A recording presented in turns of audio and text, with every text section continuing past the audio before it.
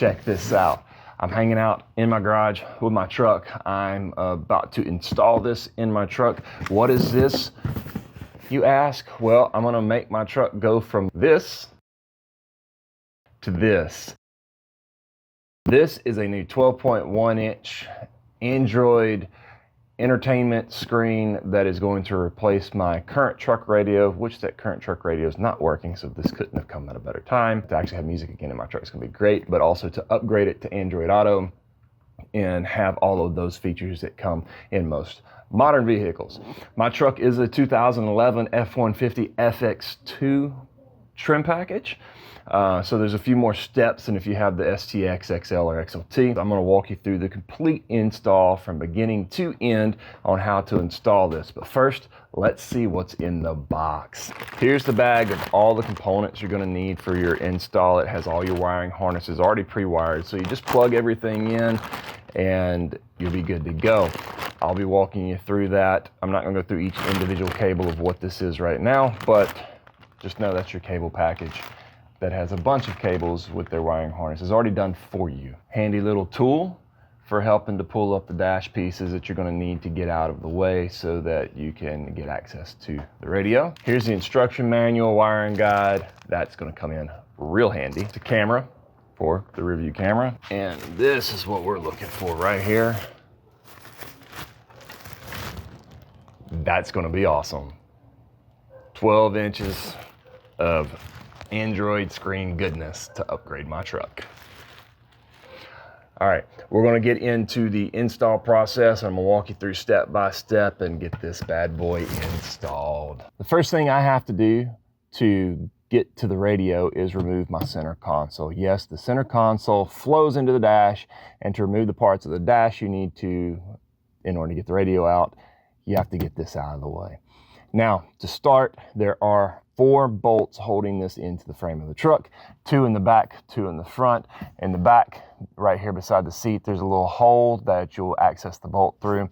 It's just a simple 8mm bolt. It's not hard to get out, so let's get that taken care of. You just loosen that bolt off, and you gotta take it all the way out. All right, I got that bolt out. I'm just gonna tell you that I did the other one instead of filming it and changing my camera angles and all. Let's move to the front. The next 2 bolts are gonna be under these kick panels. Simply to get the kick panel out is you reach up in the front and you should be able to grab underneath it and gently work your way back. And there's just a little clip that'll pop loose. Don't do it too hard because you don't wanna break the plastic. And then just work it loose like so and set that back out of the way. Once you got that kick panel out of the way, you just undo your bolt.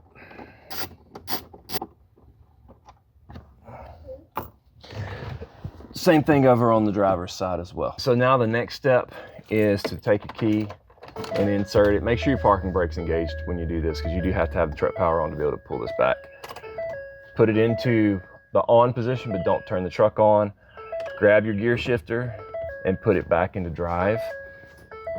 Grab the sides here of the center console and pop up. And that's gonna pull this out to where you're gonna find 2 more 8mm bolts.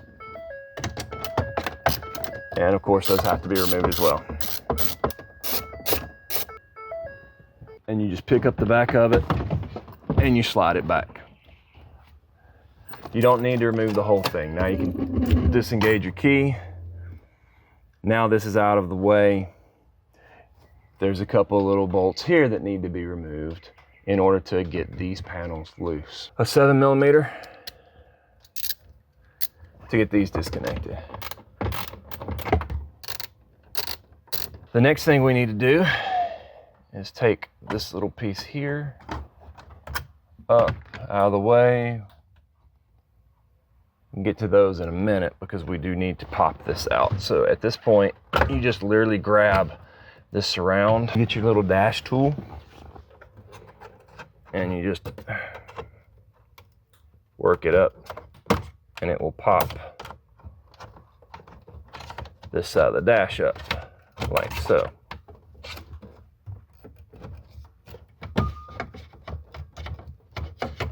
Now we're going to do the same thing on this side. You can just pull to break this loose a little bit here, and then that'll pop up. Now, I know some people will take the airbag out so they can just, there's a bolt in here they can undo. There's no need to do that, because it'll, if you're gentle, it'll bend far enough this way without you having to do that to be able to get your radio out. Both sides are loose here. Now you come back in again with that 7mm, and there's two bolts up here.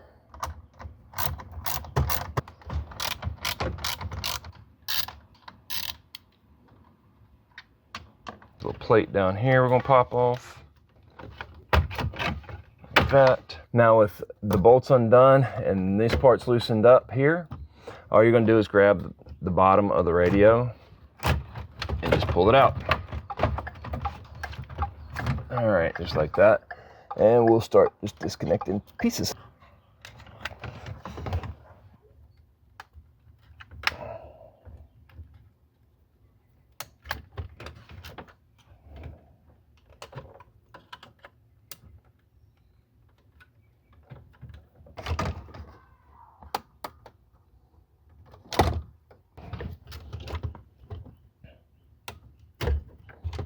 All right, and the radio is removed. That part is. Now, we've got the disc changer to remove. This is, once again, still 7mm.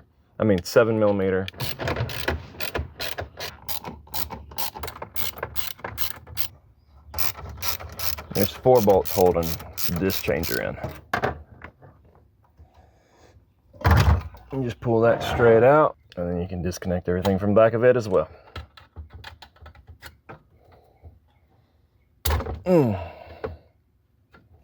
All right, that's trash. I have my old radio out, and I had a disc player with it. Disc player's gone out. That's why the radio didn't work. But I had the old faceplate out, and now there's a few things I need to swap from this one to this one. One of those things is the little clips that are on here. I'm gonna have to get a little screwdriver and pop those clips off and put them on the new one. And then there is a few buttons, mainly these buttons right here. They need to go on this. So to get those buttons off, there's some press tabs. You just press it in on both sides. I can get a hold of it. There we go. And that pushes through and pops right on out. And now on the new one, you can press and install them. So now I have my factory buttons in my faceplate here. I'm gonna take here, these little clips. I need to remove each one of these and move them over to this. We'll see if I can figure out how to do that.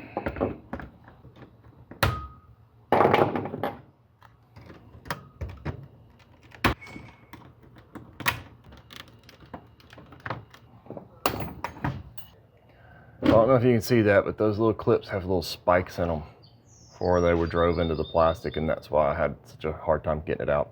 Gives me a better idea of what I need to do though. Put it on, and just slide it down on top. And now it's on there. I'm gonna go ahead and start plugging these wires in here so that when I get into the truck, I won't have to do it in there. Some of them I'm gonna plug into the truck first before I plug them into here. I'll go ahead and install the USB cables.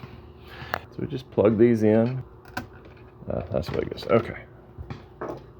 Pins up.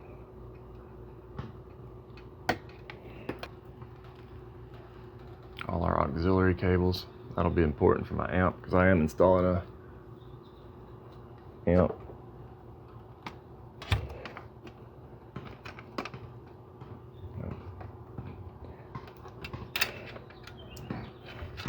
That's going to install there. And then we have this piece goes here.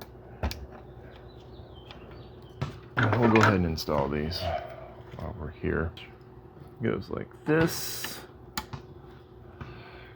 And this piece pops in right here like this. Okay, so I've got everything pre-wired up that I can. Some of the other wires I have, I need to run them into different areas of the truck before I install this, and we're gonna work on that now. I've got everything set up and ready for me to install it. These are the ends of the cables that I'm gonna need to connect to the head unit, AC controls, radio controls, speakers, RCA cables connect to my subwoofer with the amp remote switch. There is the FM antenna. And I have ran a GPS antenna to here, as well as another microphone to right here, so it'll pick me up a little bit better when I'm talking on the phone. This is the first thing I'm gonna connect, is a little amp connector right here. So just pull that off and twist those together. Grab a little bit of electrical tape, wrap it up.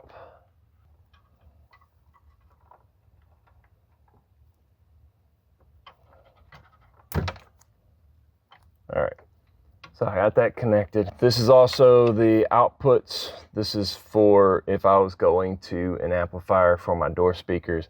Don't have one of those. Here's the connector for the microphone. So I'm gonna plug that in. Like so. And then there is a line out for my subwoofer, which I'm going to connect into this black cable here. All the stuff that came off of the previous radio that I didn't need, the USB connection for Microsoft Sync, the aux in, there was a cigarette lighter power here and a USB. I pushed that all back into the dash to get it out of my way. I'm gonna connect these adapters that are needed for connecting to the air conditioning unit, which is here and here. An extension for the FM antenna, because it is not going to be long enough to connect on its own, and it's a little bit of a different connection. Go like this. Just like that. Now I'm gonna start connecting everything to this head unit. We'll start with the air conditioning part here and just snap those into place. I'm going to connect the radio components. Like that. This truck already has auto air, so there's pieces that are not going to be connected on purpose. I've got everything connected. Sorry, the video cut off while I was connecting everything, but I've got my GPS antenna and everything else I need already connected. Last thing is to connect this, put it in the dash, start putting everything together. Before I finish putting everything together after I put it in the dash, I want to make sure everything works. Probably be the smart thing to do. That way I don't have to take all this back apart. Let's get this connected and installed in the dash. I'm gonna sneak that in over there, like so. Pull this away, and then we're gonna start pushing in the C-clips.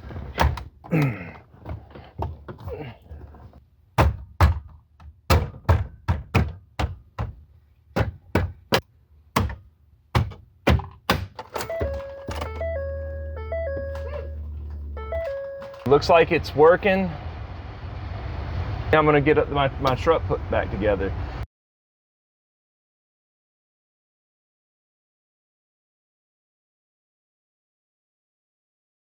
It's been about a week since I installed it. I've had to tweak some settings in there to get everything to work correctly with my truck. This is basically just a big Android tablet that has some software that's designed to work with your vehicle. Now, there's going to be some features that this looks like it should be able to do, but it can't. And the reason why is because the software is there in the screen, but your vehicle might not have the software, such as on this screen here. my vehicle does not have a digital speedometer or tachometer, so the RPMs and miles per hour here on the screen are not being sent from the vehicle to the screen for that screen to work correctly. It's not a problem because I don't really hang out on that screen. A couple of other things with vehicle specific is this truck is the FX2 trim package. And so some of the features it has is, one, it's auto air instead of manual air. So I had to work with tech support to make some adjustments in the settings to where it would work correctly with my air conditioner.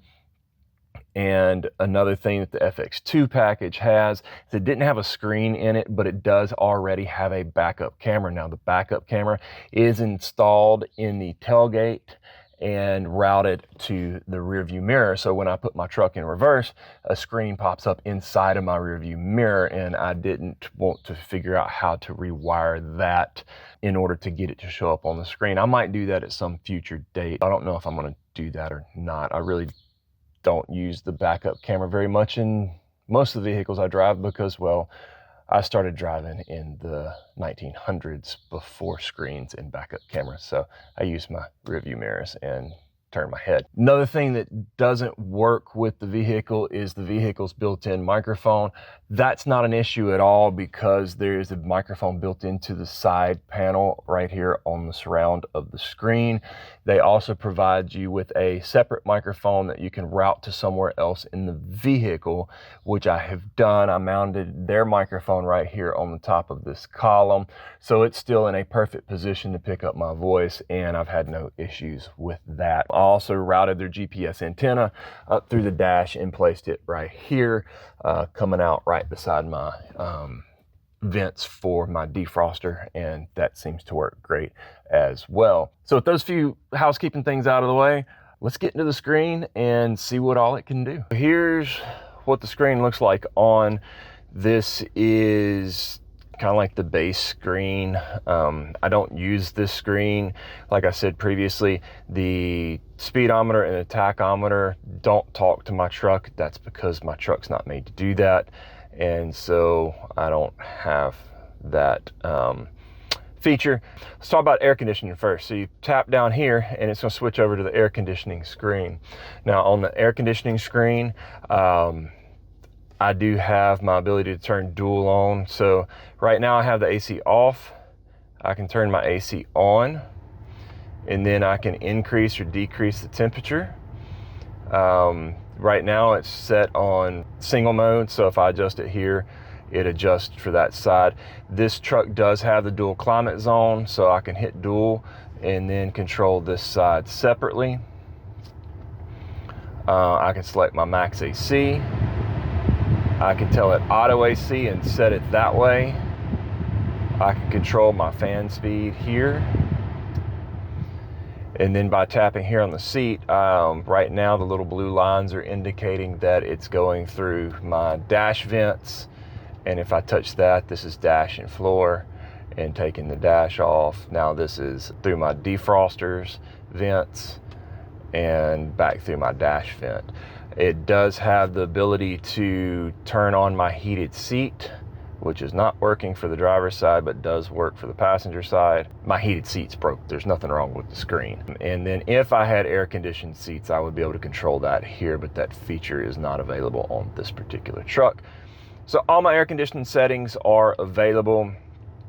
The one drawback is that since it has its own air conditioner controller and doesn't turn on till the truck actually turns the screen on, I did lose out on the feature that when I remote start my vehicle, that it goes on and turns on the air conditioner or the heater. So now I can just warm up my engine, and that's about it. That might come out in a future software update, but it's not currently capable of doing that. So that's what the AC looks like. If you hit home, it's going to take you back to this screen. It does have the radio. There's a mute button up there. We're going to do that.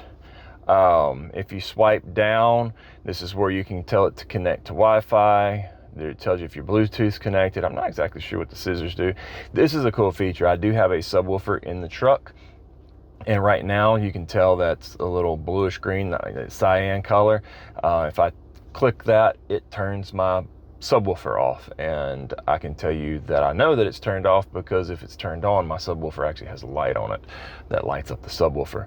You can deal with the screen, whether you want the screen on or off. You can also do that here at the bottom, turn the screen off if you don't want it for some reason. Then you can go to your car settings here as well. This is the settings menu where you'll get in here. This is the factory settings, which if you need to make some adjustments, you'll need to work with tech support, and they'll give you the passcode to get things set and changed.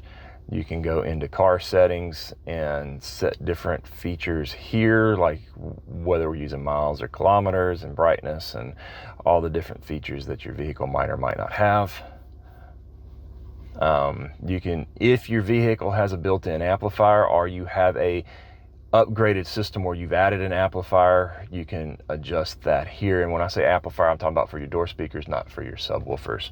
You got some Android settings here, which I'll show you in a minute. Like if you go back here, it goes actually into the tablet like you would on any other Android device. Let's go back to settings. You can have a default volume setting, which I like. You can turn this on, and so you can set your default volume, and that way when you turn the screen on, if you forgot to turn it down and you were jamming, it doesn't blow you out of the truck. This is where you can set your brightness, and so when my lights come on, it goes to a different colored backlight and changes the maps to a dark background and turns on eye protection mode, which is cool. It's got some GPS navigation built in, and like I said, with the GPS, you would just click here. This pulls up Google Maps.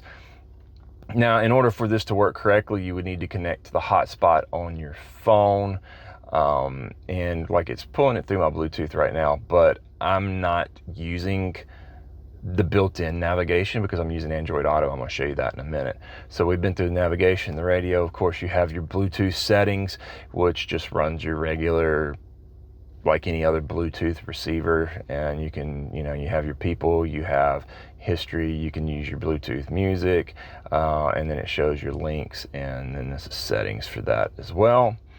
It does have a built-in music library. I deleted the files out because I didn't like the music, and I don't use that anyway. It was auto starting, but we got that fixed dealing with tech support. Now it starts up on this screen here and connects to everything. You can come over here to your apps. This takes you back to the home screen for some reason, but then if you click here, it takes you to your Android apps.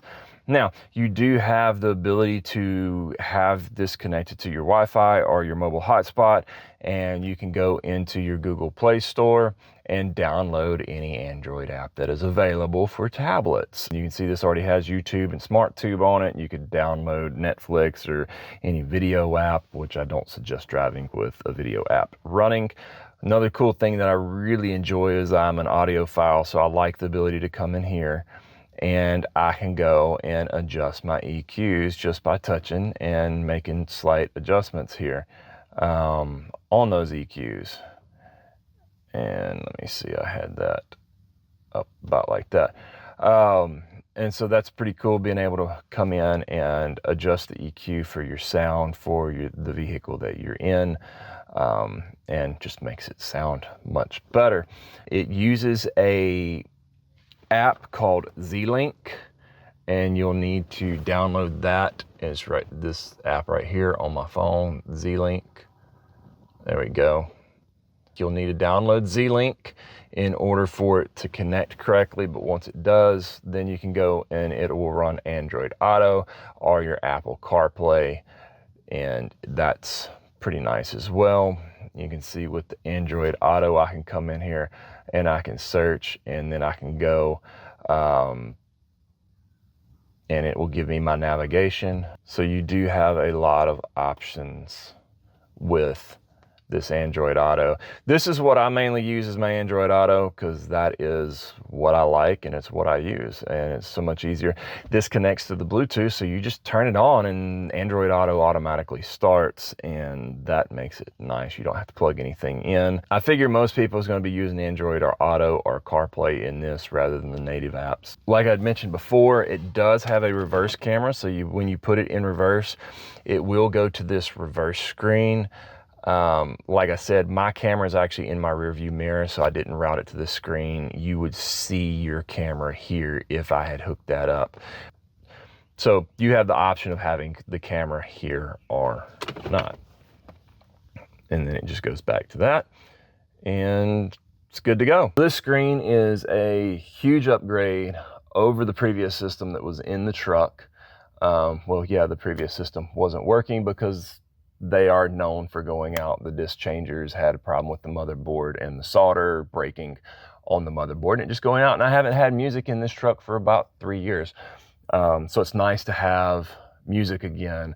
And then on top of that, having a screen that is capable of running Android Auto, which is what I prefer, and having my Google Maps, YouTube Music, and any other app I would like to have running on my screen here. This is an awesome upgrade for this truck, and if you're looking for a nice large Android screen for your vehicle, this is a great option.